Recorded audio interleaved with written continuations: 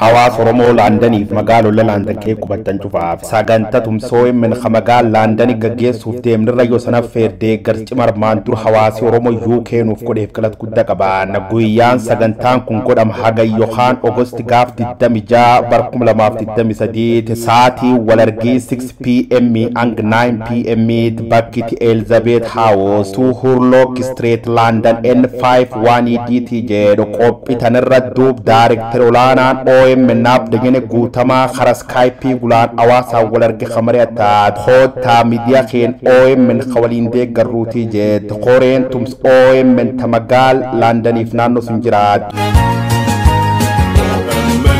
Akkam jirtu daawwattoota Oromiyaa Miidiyaa Neetwork oduuwwan ijoo OMN kasaatii kana isinitti himna ana Abrahaam Birruutiin. Godina Salaalee aanaa bichuuf nyaatti hidhattoonni faannoo daangaa Oromiyaa seenuun yakka raawwachuu itti fufanii jiru.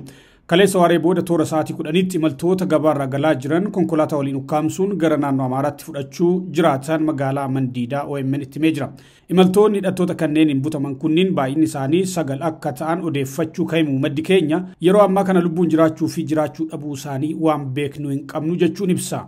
Aanaan abbichuu fi nyaa aanota Oromiyaa naannoo Amaaraan waldaangeessan keessaa takka. Mootummaan naannoo Oromiyaa sochii hidhattoonni naannoo Amaaraa naannoo daangaatti godhan salphisee ilaalaa jira jechuun komatu. Namoonni aanaa abbichuu fi nyaarraa OMN dubbise tokko. Sababa kanaan uummanni aarsaa hin mallee kaffalaa waan jiruuf hawaasa daangaarra jiruuf xiyyeeffannoon akka kennamu gaafatanii jiran. Oduu kana wal qabatuun humni milishaa faannoo tarkaanfii mootummaan naannoo Amaaraa keessatti fudhataa jiru dheessuudhaan bal'inaan gara godinaalee Wallagga Bahaa fi Horroo Guduruu Wallaggaatti seenaa jiraachuu akkasumas uummata irratti yakka raawwachaa jiraachuu jiraattonni himanii jiran. Humni kun konkolaataa dhaabsisuun saamicha ajjechaa fi namoota ukkaamsanii fudhachuu dabalatee yakkoota garaagaraa uummata irratti raawwachaa jiraachuu kaiman jiraattonni gara magaalaa Naqamteetti imaluun rakkoo nutti ta'ee jira jedhan. Yakkoota humni kun raawwatu qaamni mootummaa callisaan ilaalaa jiraachuu ibsuun humni milishaa faannoo Oromiyaa keessatti yakka hamaa uummata irratti raawwataa jiru callisaan ilaalaa naannoo Amaaraa keessatti immoo tarkaanfii seera kabachiisuun fudhachaa jira jechuu qofti hiika hin qabu jedhan. Yaa'ii mana maree bakka bu'oota uummataa tibbana taa'ame irratti miseensi mana marichaa tokko gareen milishaa faannoo Wallagga keessatti yakkoota uummata Oromoo qe'ee isaarraa buqqisuu hanga dhala namaa morma muranii sibiilatti fannisuutti gahanii jiru jechuun ibsanii turan. Seenessi miidiyaalee Itoophiyaa karakkoo saba Amaaraa qofa dhaadheesse ta'uu miseensonni mana marii bakka bu'oota uummataa himanii jiran. Hidhattoonni finxaaliyyaa Amaaraa waggootaaf uummata lixa Oromiyaa irratti gochaa gara jabeenyaa raawwachuu kan kaasan miseensonni kunneen gareen kun tarree shororkeessummaa keessatti akka ramadamus yaada dhiyeessanii jiru. Rakkoo Itoophiyaa keessatti mudateef sababiin bu'uuraa kufaatii hooggansa siyaasaa mootummaa bilchiginnaa ta'uu kan kaasan miseensonni paarlaamaa tokko humni milishaa faannoo haqa uummata Amaaraaf qabsaa jira jechuun falmu. Wal waraansa naannoo Amaaraa keessatti ka'e walii wal qabatee mootummaan federaalaa waraana bobbaasuu fi labsiin yeroo muddamaa naannichatti labsamuu hadheeffatanii kan morman bakka bu'oonni mana marichaa naannoo Amaaraatii dhufan tokko guyyaa miseensa paarlaamaa ta'uun itti filatamanis abaaranii jiru. Warri kun yeroo waraanni Tigraay irratti labsamu jajaa turan. Godina Gujii lixaatti manni murtii aanaa Surroo Baarguddaa miseensa poolisii Oromiyaa dubartii tokko waraana bilisummaa Oromoo waliin hariiroo qabda jechuun doorsisee gudeedee hidhaa waggaa 7tiin adabu ibse.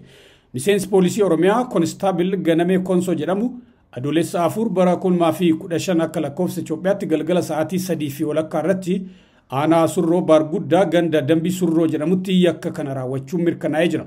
Poolisiin kun dubartoota mana fincaaniitii deebi'an dhaabsisuun isin abaa'oo shaneedha iddoo abaa'oon shanee jiru ni beektu waan ta'eef achii dhuftu jechuun meeshaa waraanaa itti qajeelchee erga doorsiseen booda yakka dirqiin gudeeduu irratti raawwachuun ibsamee jira.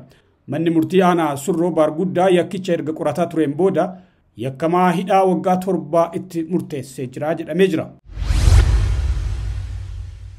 Nagaya bittaa fi gurgurtaa sobaa qopheessuun birrii biiliyoona 30tti gurgurate kan jedhame shakkamaan tokko to'annaa jala ooluusaa poolisiin federaalaa Itoophiyaa himee jira. Shakkamaan kun maqaa sobaa Salamoon Muluu Ka'uun jedhu uumuudhaan maqaa kanaan waraqaa eenyummaa maxxansee heeyyama daldalaa baasuun damee daldalaa kiraa fi gurgurtaa maashinariitiin of galmeessee daldala bittaa fi gurgurtaa tokkollee osoo hin raawwatin meeshaan gurgures tokkollee osoo hin jiraanne nagahee gurgurtaa sobaa birrii biiliyoona 30 fi miiliyoona 100 fi miiliyoona 52 daldaltootaa fi dhaabbilee garaagaraatiif dhiyeessee gurguraa ture jechuudhaan shakkame. Shakkamaan kun yakka kachachala kana erga raawwate booda yeroo baay'eef dhokatee turullee poolisiin federaalaa fi biiroon galiiwwanii magaalaa Finfinnee waliin ta'uudhaan hordoffii godhaniin to'annoo jala oolchanii jiru. Maqaan dhugaa shakkamaa kanaa Barakat Alleeny jedhama.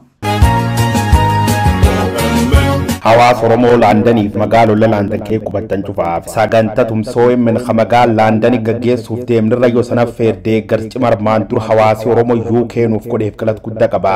Guyyaan sagantaan kun godham haga Yohaan August gaaf 26 bar 2023 saatii walargii 6 PM ang 9 PM bakkiti Elizabeth House to Hurlock Street London N51DT jedhu qophiitanirra duub Director olaanaan OMNAP degene guutama khara Skype gulaan awaasa walargi khamariyatta khota media keen OMN khawalin de garruti je qoreen tums OMN tamagal London if naanno sunjiraat